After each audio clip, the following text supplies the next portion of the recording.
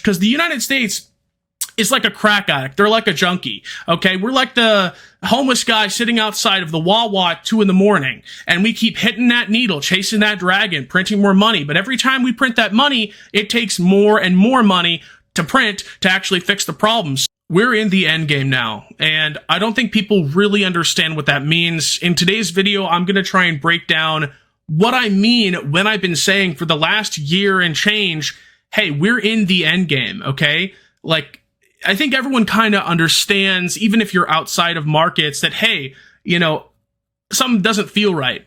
Feels like we're headed towards something. But it's hard to actually focus on what that something is. People kind of know something's wrong deep down, but they don't either know enough to look at it from a top-down perspective, or they choose to ignore it. And so this video is going to try and attempt to piece together all of the schizo knowledge I've gathered, all this esoteric knowledge from the last 10-ish years of being in markets, being super into politics, being super into history. I've essentially learned as much as there is to know about all of these topics. Not to say I'm a scholar necessarily. This has been my autistic self-interest obsession, is to understand global systems. And when you reach a level of pattern recognition to where you're able to bring all these external factors into one lens, you start to shit your pants because you realize how screwed up it is.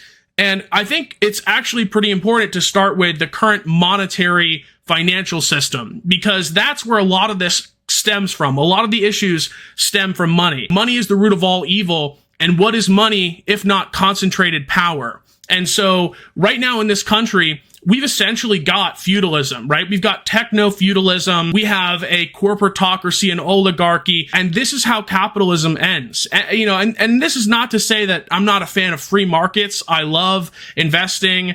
I got into investing because I'm passionate about building things, creating value. But we have left the value economy. We are in the speculation economy. We are at the end of the financialization of everything. And that's why you see a lot of gambling. That's why you see a lot of things like the Klarna bubble financing Uber Eats orders, because we're reaching the end of a speculative bubble that was created through this fiat-based debt-backed system. It is a global Ponzi scheme, essentially, and we have very little left to do before that Ponzi scheme completely unravels. Right now, the only thing keeping it going is this AI bubble. In real terms, the economy has been in contraction since 2022, when that COVID stimulus money stopped hitting as much. So when you print, 2/3 of the money supply in half a decade, things are going to go bad quickly. Aside from the corporate greed, primarily due to inflation, the US dollar is a rug pull. It is a straight rug pull. And I think there's going to be a point where belief truly shatters, because that's the last thing holding it up. This whole system is held by belief and ignorance at this point. People want to believe there's somebody in control. People want to believe things are going to go okay. People want to believe that their dollar is going to be worth something. But guess what?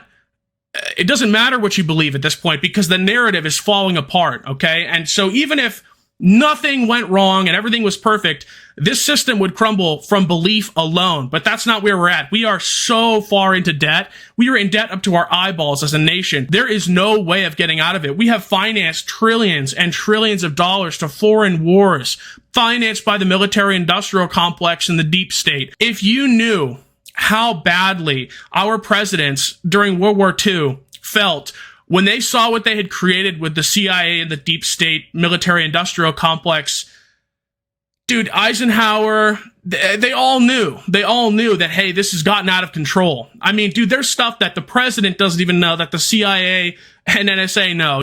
It gets pretty dark, but I digress. We've covered the financial stuff. Let's talk about the rest of it. There is a ticking time bomb in this country of political division that has been sown and created by these elites. And I think that this is a really hard thing to discuss, because if you take one side, people automatically either call you an extremist on the left or the right, or if you try and like center it out, you're like, oh, you're sitting on the fence. I actually think that this is not a left, right, or center thing. It's more of a humanity thing. Your enemies are the ones who are destroying your society. They are not the ones who are triggering you on social media. The people that are currently fighting with each other online usually have negative net worths, or maybe are worth a few $1,000s.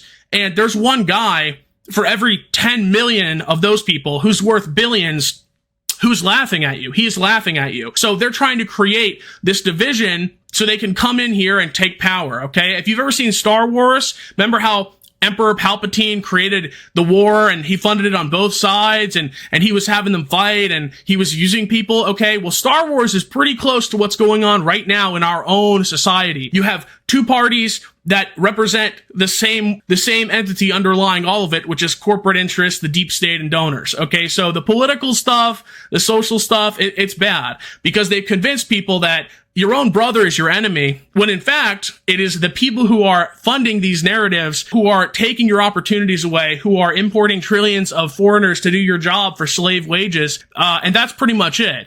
So, yeah, the financial stuff, the political, social stuff, and all of that on top of these historical cycles of civilizations that come and go. Okay, the shift in hegemonic world power. Shout out to Ray Dalio, the changing world order. In historical patterns, both the 80-year cycles, the 250-year cycles, and I think the 1,000-year cycle, but don't quote me on that, have lined up to show us this huge, almost like coalescence of irony that it's the 250th anniversary of the U.S. coming up, and we may not live to see our 260th or 255th in the same way that the United States existed. And so that's just a little bit funny. So the historical cycles also line up. But I think a lot of this boils down to the crisis of belief and meaning, because people don't have anything to believe in anymore. They don't have a shared myth, a shared narrative, a shared story. And when you don't have those things, it all falls apart, okay? You can't have a nation, you can't have a people, you can't have a society where people don't see eye to eye and believe in things.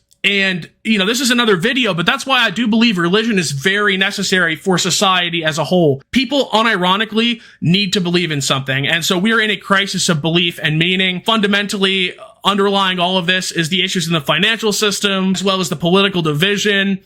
And what follows this is actually probably the worst part, because you actually don't want a civil war. Like, I know, like, in your mind, it's like, oh, like, we're going to take to the streets and do this and that. And you don't want a civil war. They want a civil war. That's what you need to understand. These people want to create a civil war. They want to do this so they can take power for themselves, create essentially more destruction and violence to justify overreach, to continue to grind you into the ground. Because as long as you continue to think that these other people are the enemy, because as long as you feel like it's hopeless, because as long as you feel like as long as it's not them, that's how they want it, okay? And so that's where we're headed. If we don't do something now, if we don't understand, hey, we are not each other's enemy, the money has been fucked up, we have to accept that we were lied to, that we do not live in the country that we were taught we lived in, and that there's a few thousand people in this world causing 99% of the problems. And that's pretty much the long and the short of it. So when I say we're in the end game, we're in the end game of capitalism. We're in the end game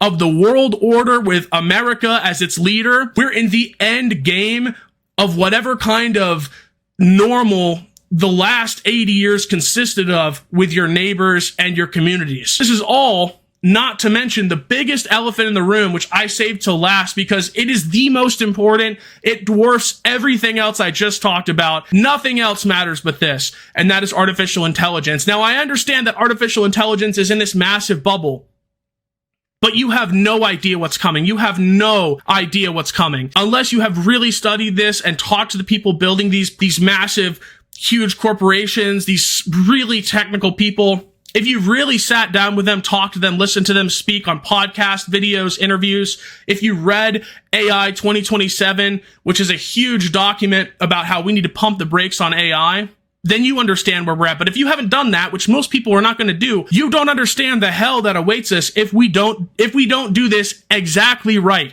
I would say artificial intelligence is more dangerous than 100,000 nuclear bombs.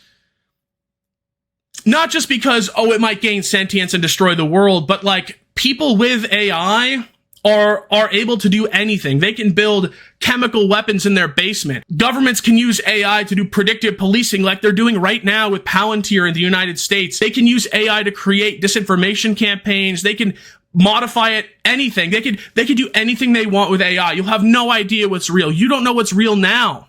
You don't know what you can trust unless it's in front of your own eyes physically. You can't trust anything. Anything can be manufactured or created with AI. Not to mention, it will destroy any sense of stability that you thought we had left. All the jobs will be gone. All of them. All the jobs will be gone. Eventually, they'll come for the artists first. They'll come for the painters, the digital designers. They'll come for the website builders and the junior devs, but they will come for everyone, even plumbing, carpentry, all of it. When we have humanoid robots that are able to do world level simulations and sync autonomously with hundreds of thousands of units every day, it's going to ascend so quickly. It's going to make the last 5 years of AI development look like it was over in a flash, like it was nothing, like it was a day, because of these accelerationist gateways that unlock compounding growth. So, and the people who are running the system know that AI can be extremely deflationary. They know that AI can be extremely powerful. That's why they're throwing everything they have at AI, because the AI can solve the money problem by making money completely meaningless and you don't need it anymore, and we can transition off of the system to digital credits. They know that AI can make it completely possible to control all the populations. Essentially, they're trying to build the machine god in time to stop this system from completely collapsing and the global order shattering as it stands. But again, that's another video. The point of all of this is that we are in the end game. We are in the end game. I don't know how long we have. I don't know what it will look like. I just can tell you that we are more than 90% of the way to this great happening event. Everyone feels like is coming deep in their chest. And that's why I say it's the end game. Now, I know this was a long video of me rambling. If I forgot something, if you have a criticism, if you like the video, drop a comment, leave a like, drop a follow, share this to a friend. That is what I mean when I say we're in the end game. And I'll follow up maybe with a bit more of in-depth on these topics, but this is a good overall video for those of you who are brand new to my channel, to my content, or to the end of the world as we know it. I just realized the sugar-free Kool-Aid, it's all over my tongue. If you know about the Mios, okay, this is not a brand sponsorship, you know them things hitting, okay? So I don't want to see any comments about my tongue.